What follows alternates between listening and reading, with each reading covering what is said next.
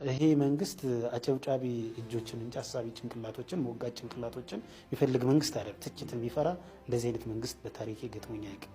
በእኔ የህይወት ተሞክሮ በጎጃም ግንባር የአማራ ፋኖች ጠንካራ ተቃውሞ እያደረጉ ሲሆን በዚህም ሳቢያ የአገዛዝ ጦር ከፍተኛ ኪሳራ እየደረሰበት ነው። በተለይም የ14ኛው ኮሎኔል ጌዲዮን የተባሉ ከፍተኛ አመራር መደምሰሳቸውን የጎጃም ፋኖ አረጋግጧል። ፋኖች ባደረጉት ኦፕሬሽን በርካታ ወታደሮችን መደምሰሳቸውን ተናግረዋል። ከነዚህ መካከል ኮሎኔል ጌዲዮን ይገኙበታል። በሸዋም ወጣቶች ለህልውናቸው ሲሉ መሳሪያ በማንሳት ወደ ትግሉ እየተቀላቀሉ ነው። በተለይም አዲስ ተመራቂዎች በአርማ ቀበሌ ላይ ባደረጉት ውጊያ ድል መቀዳጀታቸውን ምንጮች ገልጸዋል። በተለያዩ የኢትዮጵያ አካባቢዎች ለወታደራዊ ግዳጅ በሚመስል መልኩ አፈሳ እየተከናወነ ነው። በተለይም በአዲስ አበባና በአንዳንድ የኦሮሚያ ክልል ከተሞች አፈሳው በተጠናከረ ሁኔታ እየተካሄደ ይገኛል። ቅዳሜ ምሽት በአዲስ አበባ ኤርትራውያን ላይ ያነጣጠረ መጠነ ሰፊ የጅምላ እስር መከናወኑን መዘገባችን የሚታወስ ነው። በአዲስ አበባና በኦሮሚያ እንደዚሁም በአንዳንድ የአማራ ክልል አካባቢዎች ወታደራዊ ግዳጅ የሚሄዱ ወጣቶችን ከየመንገዱና ከመኖሪያ ቤት ጭምር በአስገዳጅ ሁኔታ በመውሰድ ወደ ተለያዩ ማጎሪያ እስር ቤቶችና ወታደራዊ ካምፖች በማስገባት ላይ እንደሆኑም ነው የተገለጸው። በአርሲ አሳሳ 400 ወጣቶች ከወታደራዊ የግዞት ካምፕ አምልጠው በመሄዳቸው ከፍተኛ የሆነ የተኩስ እርምታ ባለበት ሁኔታ አሰሳ እየተደረገ እንዳለም ከደረሰን መረጃ ለማወቅ ተችሏል። ይህንን የአፈሳ ሁኔታ በተመለከተ የዘውትር ተሳታፊያችን መረጃዎችን አሰባስበዋል። ወደ እሱ እናልፋለን። ብልጽግና የአገዛዝ ዘመኑን በሰራዊት ብዛት ለማራዘም ከዚህ በፊት በመቶ ሺዎች የሚቆጠሩ ወጣቶችን በለብ ስልጠና ወደ ውጊያ ቀጠና ቢያሰማራም በተለይ በአማራና ኦሮሚያ ክልል ገሚሱ ተመቶ ቀሪው ደግሞ በመክዳት የተዋጊ ኃይል ቁጥሩ እየተመናመነበት ሲመጣ በአማራ በኦሮሚያ እንዲሁም አዲስ አበባ ከተማ በሁሉም ክፍለ ከተሞች ማለት በሚያስችል ደረጃ የመቀስቀሻ አማራጮችን ተጠቅሞ በማይክራፎን በክልልና በቀበሌ ሬዲዮ ጣቢያዎች አማካኝነት ቅስቀሳ በማድረግ አዳዲስ ምልምል ለማግኘት ያደረገው ጥረት በሙሉ ባለመሳካቱ የብልጽግና አመራሮች በአካባቢው ከሚገኙ ወታደራዊ አዛዦች ጋር በመሆን በግልጽ ወጣቶችን በግዳጅ አፈሳ በማካሄድ ወደ ወታደራዊ ማሰልጠኛዎች በማጓጓዝ ላይ መሆናቸውን ለማወቅ ተችሏል። ይህ ድርጊት በተለይ የአገዛዙ ጦር በበላይነት በሚቆጣጠራቸው የአማራ ክልል ከተሞች በየቀበሌዎቹ ኮታ በመጣል የብልጽግና አመራሮች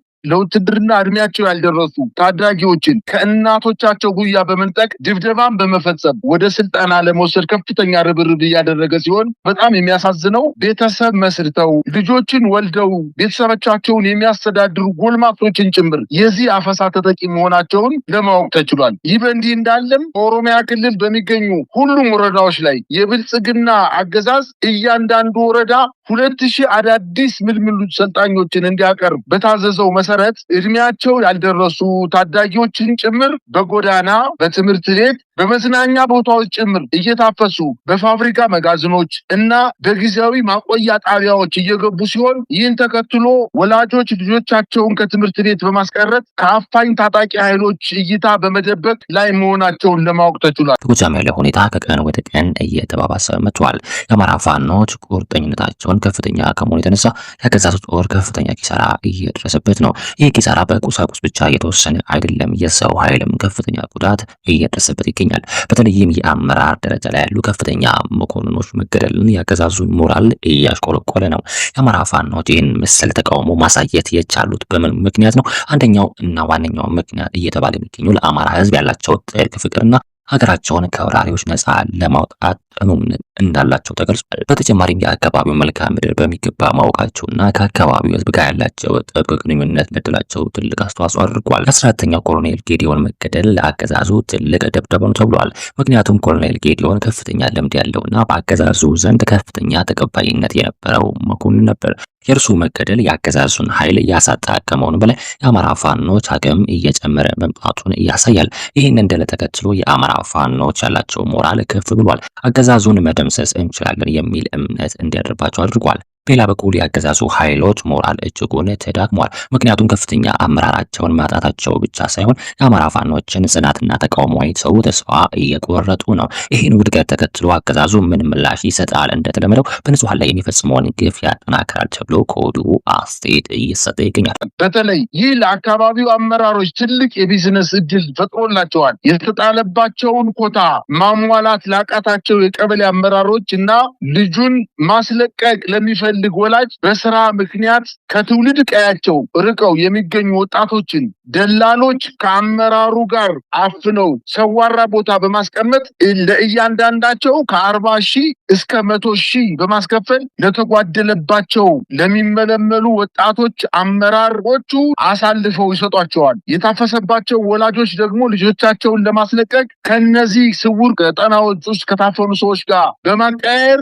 ይህን ለሚሰሩ ደላሎችና ለክልሉ አመራሮች ከ100 ሺህ እስከ 300 ሺህ ብር በመክፈል በደላሎች በድብቅ ታስረው የነበሩ ሰዎች እንዲተኩ በማድረግ የቢዝነስ ወይንም የገበያ ስርዓት በመፍጠር ከፍተኛ ዘረፋ እየተፈጸመ እንደሆነ ለማወቅ ተችሏል። ይህን ተከትሎ በአንድ ከተማ ላይ ቅድም አንተ እንዳልከው በአሳሳ ከተማ ላይ ከ400 ወጣቶች በላይ በአንድ መጋዘን ውስጥ ታፍነው ወደ ውትድርና ጣቢያ ሳይፈልጉ ከትምህርት ቤት፣ ከጎዳና፣ ከፑል ቤት፣ ከመዝናኛ ስፍራዎች አፍነው ማቆያ ስፍራ በሚያቆያቸው ሰዓት በሩንና አጥሩን ገንጥለው በመውጣታቸው ከተማዋ በጣም በከፍተኛ ደረጃ በታጣቂዎች በተኩስ እየተናጠች ነው። አንዳንዶቹ እንደሚሉት እዛ አካባቢ አሳሳ የምትባለው ከተማ ላይ ምናልባትም የታጠቁ ኃይሎች በከፍተኛ ብስጭት ከተማዋን ተኩስ በተኩስ ስላደረጓት ምናልባት በሲቪሎች ላይ ከፍተኛ ጉዳት ሊደርስ እንደሚችል ነው ማወቅ የተቻለው። የአማራን ህዝብ በማሸበር ተቃውሞውን ለማዳፈን እየሞከረ ይገኛል። ነገር ግን ይህ አካሄድ ውጤታማ የሚሆን አይመስልም። ምክንያቱም የአማራ ህዝብ ለህልውናው የሚደረገውን ትግል አጠናክሮ ይቀጥላል። በተጨማሪም አገዛዙ የፕሮፓጋንዳ ዘመቻውን አጠናክሮ ሊቀጥል ይችላል። የአማራ ፋኖችን አሸባሪዎችና አክራሪዎች በማለትም ለማሳየት እየሞከረ ነው። ነገር ግን ይህ ፕሮፓጋንዳ በአማራ ህዝብ ዘንድ ተቀባይነት እያገኘ አይደለም። ምክንያቱም የአማራ ህዝብ ፋኖቹ ለነሱ ሲሉ ህይወታቸውን አደጋ ላይ ጥለው እየተዋደቁ መሆኑን ጠንቅቆ ያውቋል ተብሏል። በሸዋ ያለው ሁኔታ ማሳሳቢ ነው ተብሏል። ያገዛዙ ኃይሎች የአካባቢውን ህዝብ እያፈናቀሉ ንብረታቸውን እየዘረፉ በደል እየፈጸሙ ነው። ይህ ሁኔታ በአካባቢው ወጣቶች ትዕግስት እንዲያልቅ አድርጓል። ከዚህም በላይ ዝም ማለት እንደማይችሉ በመገንዘብ መሳሪያ በማንሳት ወደ ትግሉ ተቀላቅለዋል። በተለይም ዩኒቨርሲቲ ተመራቂዎች ወደ ትግሉ መቀላቀላቸው ትልቅ ለውጥ አምጥቷል። ምክንያቱም እነዚህ ወጣቶች የተማሩና ለሀገራቸው የወደፊት ተስፋ የነበራቸው ነበር። ነገር ግን ሀገራቸው በወራሪዎች እየተወረረች እንደሆነ ሲመለከቱ ዝም ብለው መቀመጥ አልቻሉም። አዲስ ተመራቂዎች በአድማ ቀበሌ ላይ ያገኙት ድል እጅግ የሚያበረታታ ነው። ምክንያቱም ይሄ ድል ወጣቶች ቁርጠኝነት ካላቸው ማንኛውንም ነገር ማሳካት እንደሚችሉ ያሳያል ተብሏል። በተጨማሪም የአገዛዙ ኃይሎች የቱንም ያህል ቢጠናከሩ የአማራን ህዝብ ነጻነት ሊገታ እንደማይችሉ ተረጋግጧል። ይህ እንደተከተለው በሌሎች አካባቢዎችም ወጣቶች ትግሉን እንዲቀላቀሉ ትልቅ ማበረታቻ ሆኗል። እኛም መዋጋት እንችላለን፣ እኛም ነጻነታችንን ማረጋገጥ እንችላለን የሚል እምነት እንዲያደርባቸው አድርጓል። ወጣቶቹ ያገዛዙ ኃይሎች ንብረታቸውን ሲዘርፉ፣ ወገኖቻቸው ሲገደሉ፣ ሴቶቻቸውን ሲደፈሩ ዝም ብለው ማየት አልቻሉም።